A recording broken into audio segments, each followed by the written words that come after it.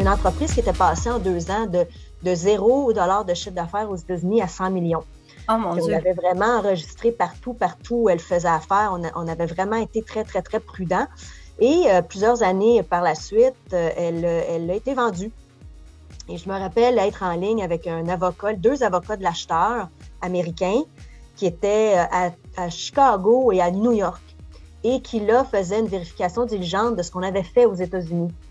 Et heureusement, tout avait été fait selon les règles de l'art. Donc, il n'y a pas eu d'incidence au niveau du prix de vente. Donc, ça s'était bien terminé. Mais ça aurait pu arriver que si on ne s'était pas conformé, écoutez, il nous aurait dit, vous n'avez pas fait X, Y, Z. Et voici comment ça va affecter le prix de vente. Bonjour et bienvenue au balado Les Exportants, une initiative de Carrefour Québec International. Aujourd'hui, nous parlons fiscalité américaine avec Isabelle Tremblay de chez Terrien Couture Jolicoeur. Isabelle va nous démystifier la fiscalité. Nous allons savoir toutes les étapes à suivre et aussi comment bien se préparer. Nous allons couvrir aussi la vente en ligne, l'impact d'ouvrir une filiale ou un point de distribution. Bref, pour ceux qui désirent exporter ou qui exportent déjà aux États-Unis, ce balado sera fort utile pour éviter les erreurs. Mais avant tout, j'aimerais souligner la contribution de Desjardins en tant que partenaire à nos balados. Merci beaucoup de votre confiance. Je vous souhaite une bonne écoute.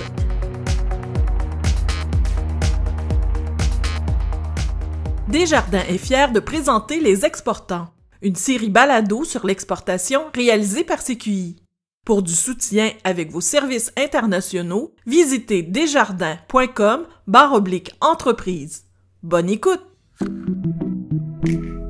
Alors aujourd'hui, je suis avec Isabelle Tremblay de chez Terrien Couture Jolicoeur. Comment ça va, Isabelle? Ça va très bien. Toi également?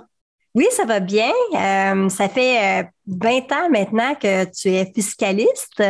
Comment c'est de travailler avec les entreprises là, puis les conseiller? Écoute, c'est un rôle que j'adore. On a l'impression qu'on est partie prenante de leurs affaires, de leurs projets, de leurs rêves. Puis ça, c'est quelque chose que j'aime beaucoup. Donc vraiment, on travaille en collaboration, en accompagnement avec les entrepreneurs, que ce soit au niveau de l'entreprise ou de leurs besoins de personnel, du lien entre les deux, que ce soit au niveau canadien et international un peu dans mon cas. Donc, c'est vraiment un rôle que j'apprécie dans le quotidien, comme à la première journée. Est-ce que les entreprises commercialisent, pour la plupart, j'imagine, font appel à vous pour des problèmes de fiscalité aux États-Unis ou est-ce que c'est avant d'avoir des problèmes qu'ils communiquent avec le cabinet? Ça dépend des clients. Il y en a qui sont très conservateurs, il y a mieux bien se préparer, donc ils nous consultent avant ou pendant qu'ils sont en train de monter leur plan d'affaires pour l'exportation vers les États-Unis. Malheureusement, il y en a qui, après quelques années, se rendent compte, soit par la lecture d'articles ou après avoir assisté à une de nos conférences ou à une conférence en fiscalité, qui se rendent compte qu'ils ont peut-être commis des erreurs, puis qui nous consultent pour voir comment on peut pallier à ces erreurs-là ou mieux les conseiller pour l'avenir. Donc, c'est vraiment un mélange des deux, mais je te dirais maintenant, avec l'accès à l'information, Internet et tout ça, on est plus dans la première catégorie. Les gens se renseignent plus, ils sont conscients des risques, ils sont conscients de la lourdeur, de la conformité fiscale, puis la plupart viennent nous consulter là, en amont et non en aval, ce qu'on apprécie d'ailleurs. C'est quoi la conformité fiscale?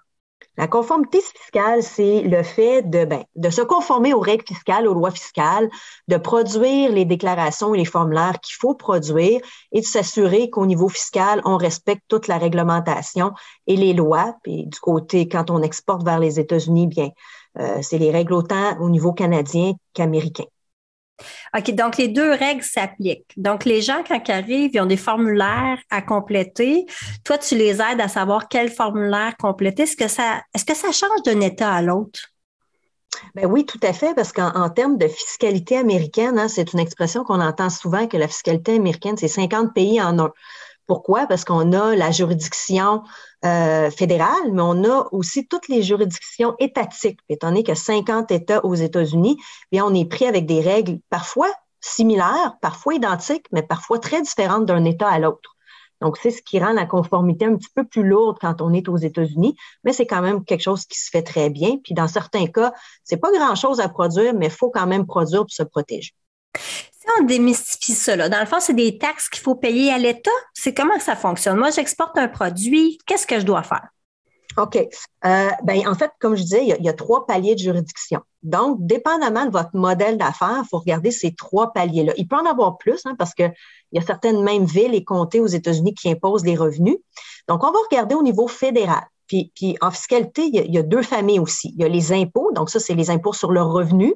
Et il y a aussi la famille des taxes, donc les taxes à la consommation. Donc, quand on exporte sur le marché américain, quand on est présent sur le marché américain, on va regarder la fiscalité fédérale américaine. Donc, ça, c'est vraiment l'impôt sur le revenu parce qu'il n'y a pas de taxe à la consommation au niveau fédéral américain comme on peut en avoir ici au Canada. Ensuite, on va regarder au niveau des États. Au niveau des États, il y a les 2. C'est-à-dire qu'il y a l'impôt sur le revenu, mais il y a aussi les taxes à la consommation.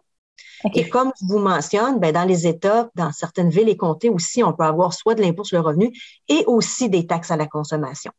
Donc, on va regarder vraiment tous ces paliers-là quand on est présent sur le marché américain. Et les obligations, vont être en fonction de notre modèle d'affaires, de notre présence, de nos liens avec les États et le pays, donc les États-Unis. L'impôt sur le revenu, c'est quand on a des employés qui vont travailler aux États-Unis, qui sont là-bas ou c'est...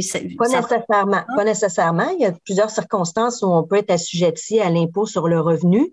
Si on parle au niveau fédéral américain, bien, dès qu'on fait des ventes du côté américain, dès qu'on livre des produits, que le passage du titre de propriété se fait du côté américain, on a des obligations. Ça ne veut pas dire qu'on a des impôts à payer, mais on a des obligations de production. Si on n'a pas ce qu'on appelle un établissement stable, définition qui est dans la Convention fiscale Canada-États-Unis, on n'aura pas à payer d'impôts. Mais pour qu'elle s'applique, la Convention fiscale, pour pouvoir en bénéficier, il faut produire aussi un certain formulaire. Okay. Un établissement stable, c'est pas nécessairement un bureau, une usine, d'avoir un employé, mais ça peut être aussi le simple fait de signer des contrats du côté américain. Donc, même si on n'a pas d'employé qui travaille du côté américain dans un bureau, on pourrait quand même avoir un établissement stable si on signe des contrats du côté américain. Donc, c'est tout ça qu'on va regarder, nous autres, du côté du fédéral. Dans les États, oui, d'avoir un employé qui est rémunéré dans l'État, qui travaille dans l'État, peut créer ce qu'on appelle un nexus, c'est-à-dire un lien de rattachement suffisant pour qu'un État puisse nous imposer. Mais encore là, c'est pas nécessaire. Maintenant, dans les États, dans plusieurs États, au niveau de l'impôt sur le revenu, on a ce qu'on appelle un nexus économique. Donc, le simple fait de vendre à des clients dans un État concerné quand on dépasse un certain seuil qui est adopté par l'État pourrait nous assujettir aussi à de l'impôt dans cet État-là. Et c'est la même chose pour les taxes à la consommation. Donc, assujettissement à l'impôt aux taxes américaines ne va pas nécessairement avec présence d'un employé. Il y a toutes sortes de circonstances qui peuvent faire en sorte qu'on est assujetti ou non dans les États. Donc, ces frais-là, si on ne les voit pas venir, ça doit être une vraie surprise pour l'entrepreneur. J'imagine que ça doit être assez important, les frais qu'on doit payer quand on dépasse le seuil par État. Le taux d'impôt dans les États corporatifs le plus élevé, selon moi, en tout cas, la dernière fois que j'ai validé, c'est New Jersey à 11,5 % qui se rajoute au taux fédéral. Mais dans les États comme tels, c'est plus élevé. Il y a des États où il n'y en a pas, il y a des États où c'est 5 %. Fait que, normalement, il y a pas plus d'impôts à payer globalement quand on prend en compte l'impôt des États, du fédéral et du Canada, en règle générale. Évidemment, il y a certaines exceptions, que l'impôt au Canada. Mais le frais, ça va être plus au niveau de la conformité, les frais de comptabilité pour produire, les frais minimums dans certains États. Donc, toute la conformité ensuite de faire le lien avec notre déclaration de revenus fiscale canadienne. Donc, tout ça, oui, c'est un coût de plus pour l'entreprise, mais on est mieux de payer en conformité, par exemple, que d'être pris par la suite avec des règles, se faire cotiser, payer des pénalités. Et plus encore, si on veut vendre notre entreprise, si on ne s'est pas conformé aux règles fiscales américaine, bien, et qu'il y a une vérification diligente qui est effectuée au moment d'une vente, puis qu'on ne s'est pas conformé, bien, ça va avoir un impact sur le prix de vente. Donc, on est mieux de se conformer pour s'assurer qu'on tire profit de notre plein potentiel au moment de la vente. Donc, il faut vraiment se faire accompagner, là. Juste en parler, moi, je me dis, mon Dieu, c'est compliqué. Les entrepreneurs, ils ont vraiment avantage à venir chercher l'information avant de faire leur première exportation. Bien, c'est sûr que d'être enseigné ou d'assister à une conférence pour au moins connaître les bases. Hein, ce qui est important, on ne fait pas dans nos conférences de nos clients des fiscalistes, mais de connaître des bases, puis surtout de savoir où sont les risques potentiels. Et nous, on donne des formations où on essaie de simplifier tout ça, sans s'enfarger dans les détails, pour que les clients puissent identifier les risques. Donc, oui, nous consulter pendant qu'ils sont en train de préparer leur plan d'affaires pour qu'on les oriente comme il faut, et pareil, nous consulter à la fin de chacun des exercices financiers pour voir justement quelles sont nos obligations au niveau de la production. Et aussi, ce qui est important, c'est de consulter un professionnel quand le modèle d'affaires change. Parce que ce qui est bon la journée 1, une entreprise, ça évolue, n'est pas nécessairement bon quand le modèle d'affaires change. La fiscalité est basée beaucoup sur des faits, des éléments factuels.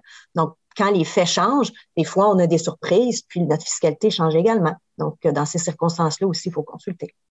En parlant de changement, beaucoup d'entreprises font une acquisition aux États-Unis pour faciliter, le processus douanier, être américain. Quels sont les pour et les contre de faire une acquisition aux États-Unis du côté fiscal? Ben, du côté fiscal, on dit toujours que la fiscalité arrive disons, troisième lieu. Il faut toujours que on faut être drivé, comme on dit, là, par le plan d'affaires, puis le fait de faire profiter notre entreprise, puis de générer des profits, hein, d'être en surplus. Si notre modèle d'affaires fonctionne bien, on va regarder notre fiscalité, mais il faut jamais que la fiscalité soit à l'avant-plan. Ce que je veux dire par là, c'est que, si notre marché nous oblige à avoir une entreprise américaine parce que la compétition est très forte. Si, par exemple, on a un bassin de main-d'œuvre qualifié aux États-Unis, c'est ce qui va nous permettre de bien performer, on va y aller. Si on a un partenaire américain à qui on a confiance et que, il faut créer une filiale ou il faut acheter une entreprise pour qu'ils prennent partie prenante, qu'ils soient impliqués, c'est correct, il n'y a pas de problème. Mais outre ces cas-là, si notre entreprise est exploitée à 100% à partir du Canada et tout ce qu'on a du côté américain, ce sont des clients qui, pour eux, faire affaire avec une entreprise canadienne ou américaine, ça change absolument rien. Si on n'a pas de partenaire américain, si on n'est pas capable de séparer notre entreprise canadienne d'une entreprise américaine, c'est-à-dire que quand on va vendre notre entreprise, il faut vendre les entités ensemble parce qu'elles sont intrinsèquement reliées, pardon. Normalement, on va préférer, si on regarde juste la fiscalité, ne pas créer de filiale, puis garder nos opérations ici au Canada. Mais ça, c'est une règle générale. Évidemment, comme je le disais, tout est une question de fait. Chaque cas est un cas d'espèce. Il faut vraiment analyser chacune des situations. Mais pour la filiale, puis pour l'achat d'une entreprise américaine, comme je le mentionnais, c'est pas mal les 3-4 critères qu'on va regarder d'emblée, là. Donc, le partenaire, la main-d'œuvre, si le marché l'exige, puis être capable peut-être de vendre l'entreprise américaine distinctement de l'entreprise canadienne. Donc, ça, c'est les critères généraux qu'on va regarder normalement. J'en oublie peut-être, mais c'est les premiers qui me viennent en tête. Donc, ça arrive parfois que les entreprises sont liées et on ne peut pas vendre une entreprise séparément de l'autre. Par exemple, s'il y en a qui me posent la question, là, je veux vendre sur le marché américain. Ça, souvent, la question m'est posée. Je veux vendre sur le marché américain, je vais me créer une filiale. Et là, l'entreprise canadienne vend à l'entreprise américaine qui, elle, vend sur le marché américain.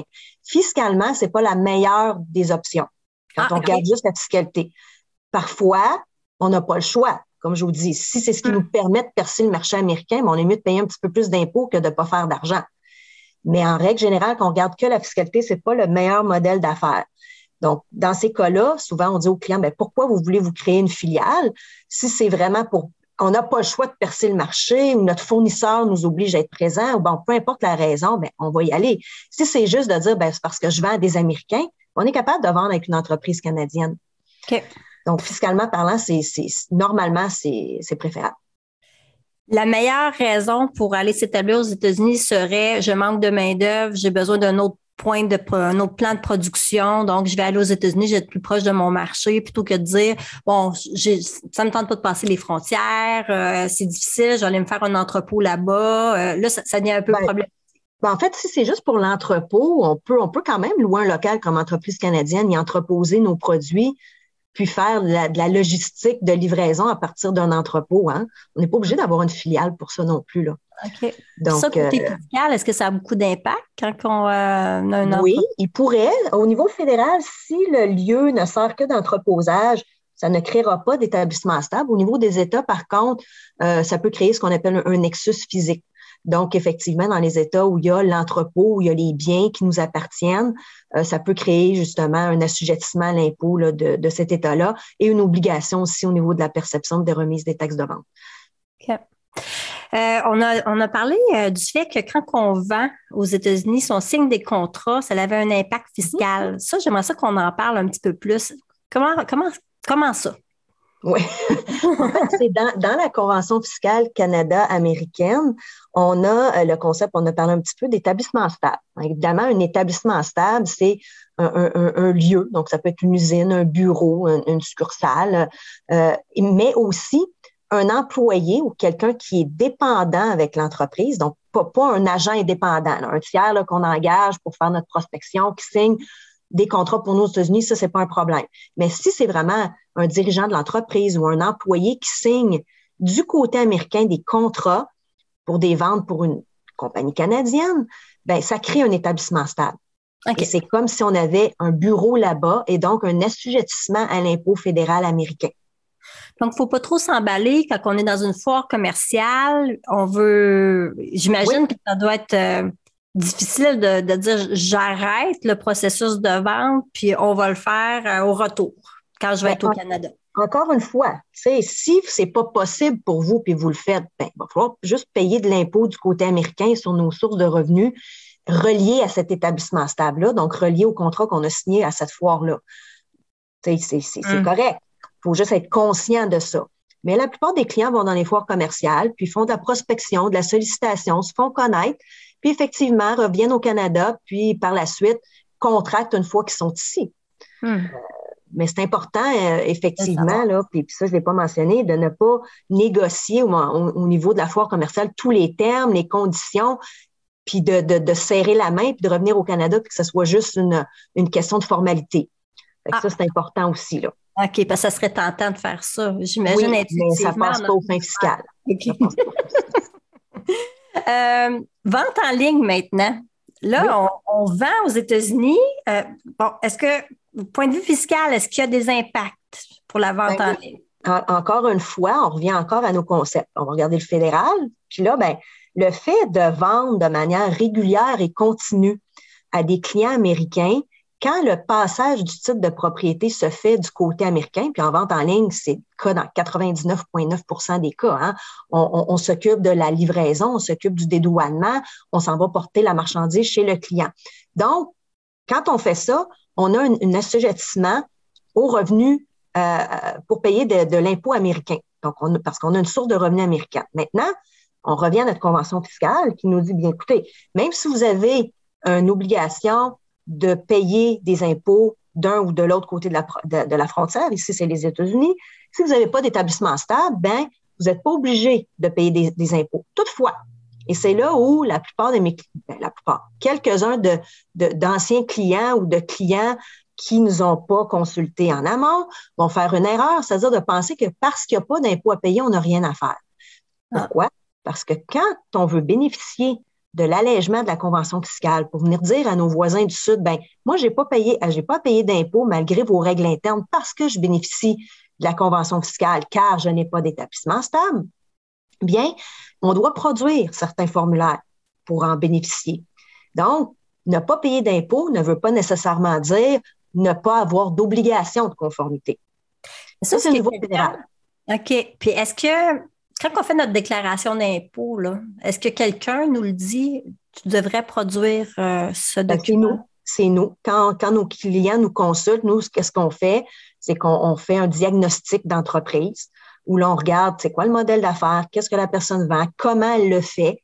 Et c'est nous qui leur disons, écoutez, voici, vous avez un risque, voici vos obligations et voici comment on peut vous aider, vous accompagner là-dedans. Donc, ça, c'est quelque chose qu'on fait au cabinet. Puis là, on a parlé du fédéral. Au niveau des ventes en ligne, quand on regarde les États, bien, avant 2018, quand on vendait en ligne, ça prenait ce qu'on appelle un nexus physique, donc un lien de rattachement physique avec un État pour être obligé de payer des impôts ou de percevoir des taxes à la consommation. Maintenant, depuis 2018, depuis la décision Wayfair, les tribunaux ont accepté ce qu'on appelle la définition de nexus économique.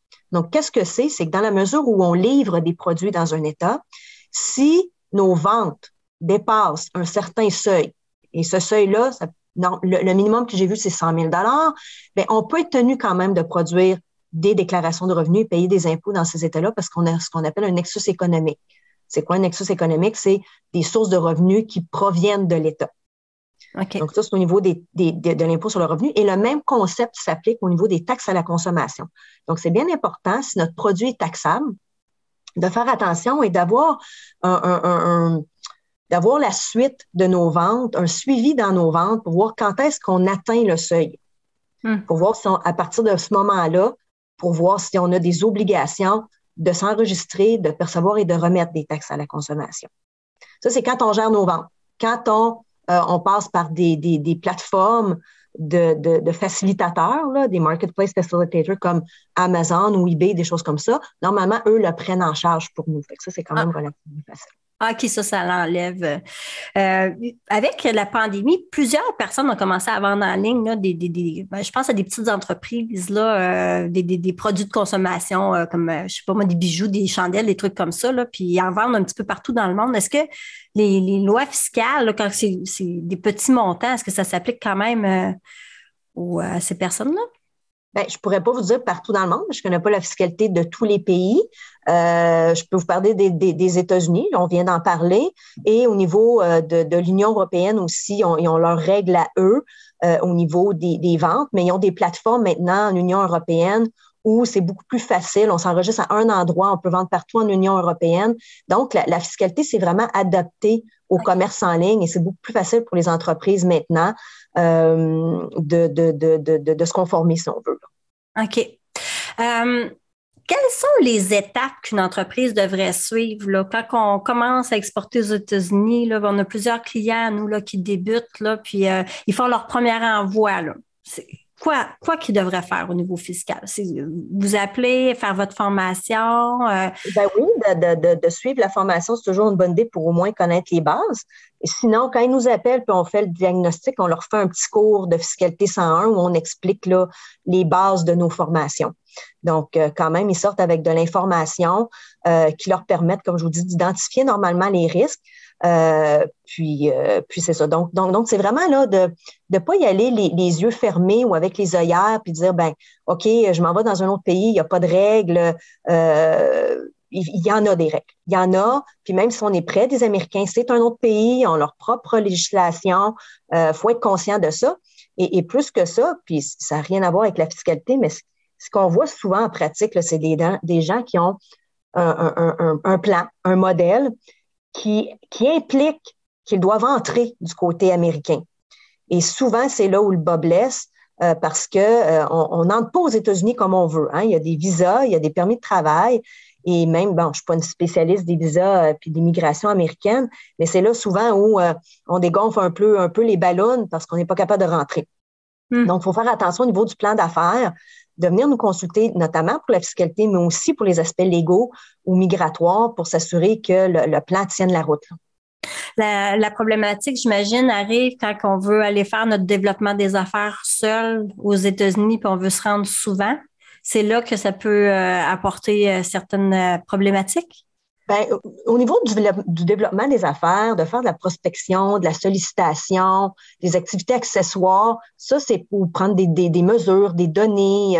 Ça, c'est pas un problème au niveau, normalement, des visas d'immigration, mais c'est plus si quelqu'un veut justement partir une entreprise du côté américain, pense à aller s'implanter en Floride, aller vivre là, transférer avec la famille, ou justement d'acheter une entreprise ou d'investir du côté américain puis d'aller passer du temps là-bas. Donc, c'est là où c'est des fois plus difficile. OK. Qu'est-ce que l'entrepreneur devrait savoir, celui qui se lance, là? Peut-être 2-3 trucs, là. Ben, on en a parlé un petit peu. Deux, trois trucs, c'est de pas se mettre les œillères, comme je vous dis, là, de consulter, de se renseigner, puis de ne pas attendre qu'il soit trop tard, de ne pas se fier sur ce que le voisin ou le beau-frère ou l'ami qui est en affaires fait, parce que chaque modèle d'affaires est différent. Évidemment, il y a des tangentes, mais quand même. Donc, chaque cas est un cas d'espèce qu'il faut analyser. Donc, ça, ce serait mon premier conseil. Puis de nous consulter ou de consulter un fiscaliste, c'est ça, au début, dès que le plan d'affaires change, puis à la fin de l'exercice, pour qu'on revoie justement si le plan d'affaires a été respecté. Parce que des fois, on a un plan d'affaires au début, puis là, ben, il y a des opportunités d'affaires qui se présentent. Puis là, ben, notre plan initial a changé un petit peu. Fait qu'on arrive à la fin de l'année pour la production des déclarations de revenus, des fois, on a des surprises, puis ben, faut produire, mais coudonc, c'est pas grave, c'est juste important de le faire. Les surprises sont d'ordre financière, c'est vraiment d'être obligé de payer des redevances. Oui, c'est soit un risque de cotisation puis de payer des pénalités. Tu sais, quelqu'un, par exemple, au niveau des taxes à la consommation, qui était tenu de percevoir de remettre, puis qui vend en ligne, puis que là, imaginez-vous, s'il est cotisé par la suite, il doit remettre justement ces taxes-là, il ne sera jamais capable de récupérer de la part de ses clients. Là, c'est sûr. Donc, c'est toujours des coûts financiers. Puis comme je vous le disais tantôt, ben, au niveau d'une vente éventuelle, ben, ça peut jouer sur le prix de vente, puis ça peut jouer sur le degré de confiance d'un acheteur éventuel si on ne s'est pas conformé aux règles parce qu'on a été insouciant ou qu'on n'a pas voulu le faire ou qu'on s'est mis des œillères, tout simplement. Ça brise un peu l'image, hein? Oui, c'est ça. Donc, la pire erreur serait de ne pas se préparer, j'imagine. C'est un peu ça. Puis, oui, la pire erreur, ce serait de ne pas se préparer, de ne pas se renseigner, puis de faire comme si aux États-Unis, on était au Canada. C'est pas le cas. Puis, est-ce que tu étais à l'aise de nous raconter une histoire d'horreur? Une histoire de... Honnêtement, je peux vous raconter, pas une histoire d'horreur, mais une histoire qui s'est bien terminée d'un de nos clients qui faisait affaire un peu partout aux États-Unis. Donc, comme je vous disais tantôt, 50 États, 50 pays au niveau de la législation. Et on avait été vraiment, vraiment prudent. On l'avait enregistré dans chacun des États où il faisait affaire. Tu sais, ça avait quand même coûté plusieurs dollars à l'entreprise pour se conformer, mais c'est une entreprise qui était passée en 2 ans de $0 de chiffre d'affaires aux États-Unis à 100 millions. Oh mon Dieu. On l'avait vraiment enregistré partout où elle faisait affaire. On avait vraiment été très, très, très prudent. Et plusieurs années par la suite, elle a été vendue.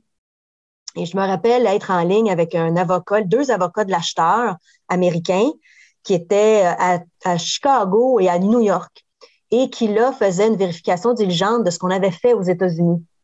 Et heureusement, ben, tout avait été fait selon les règles de l'art. Donc, il n'y a pas eu d'incidence au niveau du prix de vente. Donc, ça s'était bien terminé, mais ça aurait pu arriver que si on ne s'était pas conformé, ben, écoutez, il nous aurait dit, bien, vous n'avez pas fait X, Y, Z.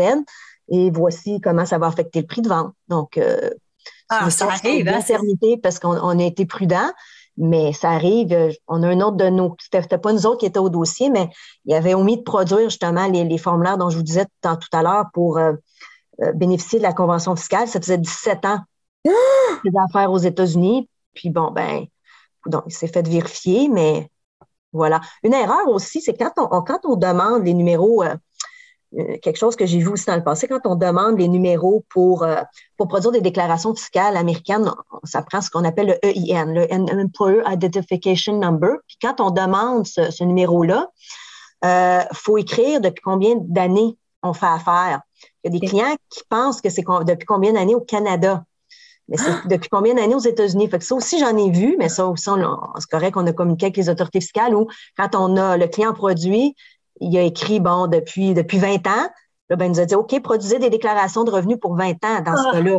Et là, on est obligé de réécrire, non, on s'est trompé depuis 20 ans au Canada, pas aux États-Unis. Donc, ça a été correct. Fait que j'ai pas eu, honnêtement, dans ma carrière, de grosses problématiques parce qu'on est très prudent du côté de la production. Puis, c'est pas arrivé non plus que mes clients se sont fait vérifier souvent, mais quand c'est arrivé, bien, on l'avait fait correctement. Fait que ça a réglé le problème. Merci pour toutes ces explications. C'est vraiment apprécié. Puis, je pense que les entrepreneurs vont bien se préparer puis vont être conscients des risques là, de l'exportation, même si c'est un super projet, là, exporter aux États-Unis. Là, Merci. C'est un autre pays, c'est d'autres risques. Merci à vous autres. Puis, j'espère que ça va aider les entrepreneurs dans leurs projets. Puis, ça va nous faire plaisir de les accompagner. Bonne journée. Merci. Au revoir. Cet épisode a été présenté grâce au soutien de Desjardins. Si vous voulez poursuivre la discussion d'aujourd'hui avec l'équipe de Carrefour Québec International ou en connaître davantage sur l'exportation québécoise ailleurs au Canada et à l'étranger, obtenez plus d'informations sur notre site web cqinternational.org. Nous vous invitons à vous abonner au balado Les Exportants. De plus, une recommandation de notre émission sur Balado Québec, Apple Podcasts, Spotify ou à l'endroit où vous écoutez vos balados aidera d'autres auditeurs comme vous à nous trouver. Merci! Les Exportants est une production de Carrefour Québec International, tout droit réservé. L'émission est réalisée par l'équipe de CQI. Un merci tout spécial aux invités et aux personnes qui ont participé à la création et à la mise en onde de l'épisode d'aujourd'hui. CQI remercie aussi ses partenaires financiers, Développement économique Canada et le gouvernement du Québec. Merci d'avoir écouté Les Exportants. À bientôt!